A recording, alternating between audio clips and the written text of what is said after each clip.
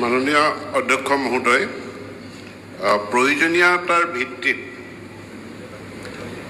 হাইস্কুলক higher secondary স্কুললৈ উন্নীত কৰা জৰুৰী সিদ্ধান্তৰ পৰিপ্ৰেক্ষিতত প্ৰত্যেকখন হাইস্কুলৰ পৰা এটা আণ্ডাৰটেকিং লোৱা হৈছিল যে যিবিলাক হাইস্কুলত আন্তঃগাঁথনি আছে আৰু তাতে কৰ্মৰত গ্ৰেজুৱেট টিচাৰ যিসকলৰ পোষ্ট গ্ৰেজুৱেট ডিগ্ৰী আছে যে তেওঁলোকেই পোষ্ট গ্ৰেজুৱেট টিচাৰ হিচাপে তেওঁলোকে 11-12ত শিক্ষাদান কৰিব।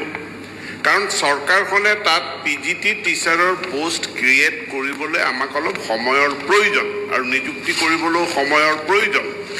এই অন্তৰ্বৰ্তী সময়খিনিত যেতিয়ালৈকে ৰেগুলাৰ পিজিটি টিচাৰ আমি তাত পোষ্ট কৰিব নোৱাৰোঁ, এই অন্তৰ্বৰ্তী সময়খিনিত পোষ্ট গ্ৰেজুৱেট ডিগ্ৰী থকা গ্ৰেজুৱেট টিচাৰ যিসকলে যিবিলাক বিদ্যালয়ে শিক্ষাদান কৰিব পৰা যাব বুলি কৈছিল সেই বিদ্যালয়সমূহকে উন্নীত কৰা হৈছিল আৰু এনেকুৱা 405খন হাইস্কুলক হায়াৰ ছেকেণ্ডেৰীলৈ উন্নীত কৰা হ'ল।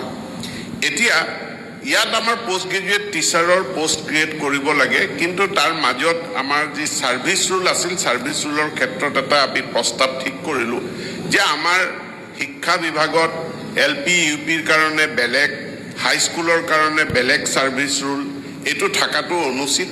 যিহেতু এতিয়া NEP মতে ক্লাছ 1ৰ পৰা 12লৈকে বিদ্যালয় শিক্ষা, সামগ্ৰিকভাৱে বিদ্যালয় শিক্ষাৰ এখনেই শিক্ষক শিক্ষয়িত্ৰীৰ কাৰণে এখন কমন ইউনিফাইড ছাৰ্ভিচ ৰুল হ'ব লাগে। সেই কমন ইউনিফাইড ছাৰ্ভিচ ৰুলৰ খচৰা প্ৰস্তুত কৰা হ'ল আৰু অসমত যিমান শিক্ষক সংগঠন আছে সকলো শিক্ষক সংগঠনৰ তেওঁলোকৰ মতামত তাত লোৱা হৈছে। ইতিমধ্যে শিক্ষক সংগঠনবিলাকে তেওঁলোকৰ মতামত দিছে। এই বিধানসভাতে যিকোনো এটা শুভ দিনত আমি ছাৰ্ভিচ ৰুলখন আনিম আৰু সেইখন গৃহীত হোৱাৰ পাছত আমি graduate teacher, post graduate teacher নতুন ছাৰ্ভিচ ৰুল মতে আমি ৰিক্ৰুটমেণ্ট কৰিম। এই কথাটো মই আজি সদনক জনাইছোঁ। দ্বিতীয় কথাটো হ'ল যে এই হাইস্কুল যিহেতু ইয়াত হেডমাষ্টাৰ আছিলে, প্ৰিন্সিপাল নাছিল, এতিয়া আমি প্ৰিন্সিপাল লাগে।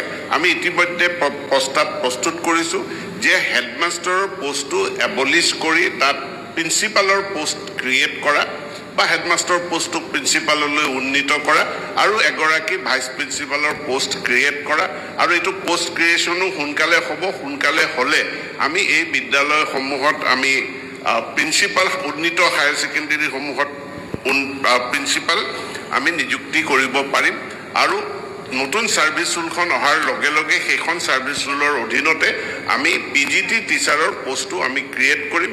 মই এইটোও আপোনালোকক